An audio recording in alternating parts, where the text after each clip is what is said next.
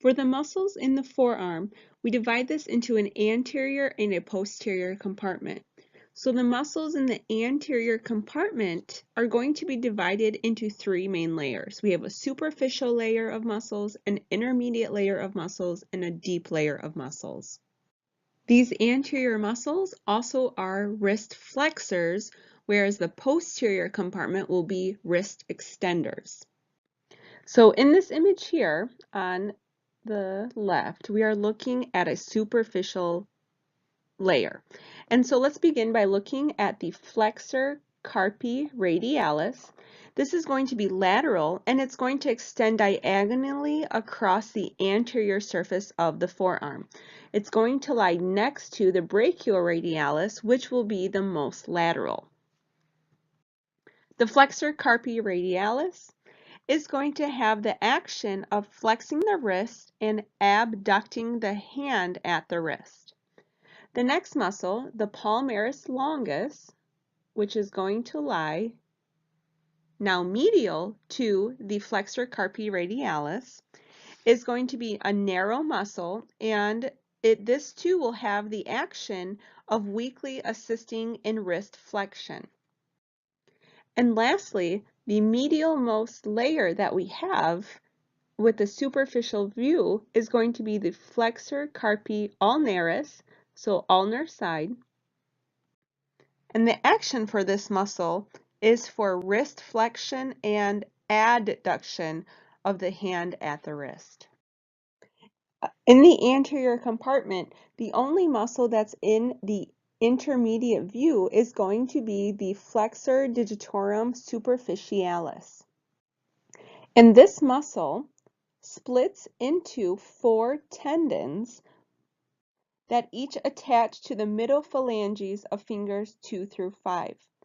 And so it's responsible for acting in terms of flexion of the joints at the fingers of 2 through 5. And within the deep layer of the anterior compartment, what we have is the flexor pollicis longus, and this muscle is going to, here we go, circling it, be associated with the thumb. And so it will attach at the distal phalanx of the thumb and help to move that joint for the thumb. But also, this muscle is involved in flexion of the wrist as well. Now, the muscles within the posterior compartment of the forearm only have 2 layers. There's a superficial layer of muscles and a deep layer of muscles, most of which will be responsible for extension of the wrist and the fingers. The extensor carpi radialis longus is going to be a muscle that is found on the thumb side and will lie next to the brachioradialis. This muscle is going to be long and it is tapered so that it is medial to the brachioradialis, and it extends the wrist and abducts the hand at the wrist.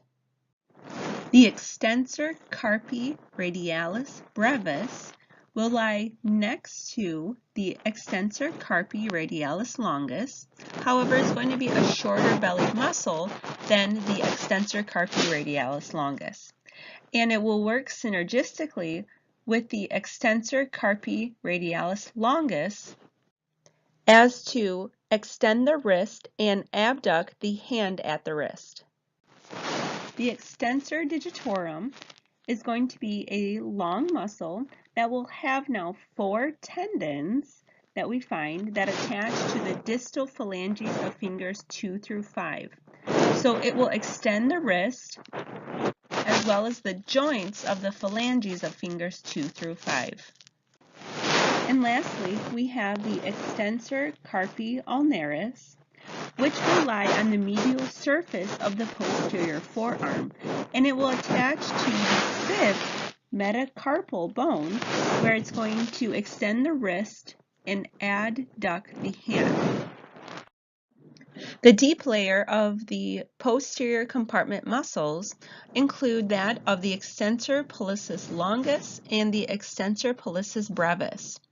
And so the extensor pollicis longus is going to be more medial compared to that of the extensor pollicis brevis. And again, difference is going to be the length of the muscle bellies, where the longus has a longer belly and the brevis has a shorter. Both of these muscles are responsible for extending the wrist and extending the joints at the thumb.